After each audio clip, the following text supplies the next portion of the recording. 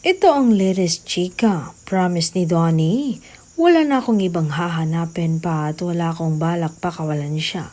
Ang swerte ko nga na nahanap ko ang taong tunay na mahal ko. Ang bahagi ng pahayag ng kapamilya young actor na si Donnie patungkol sa kanyang girlfriend na si Belle.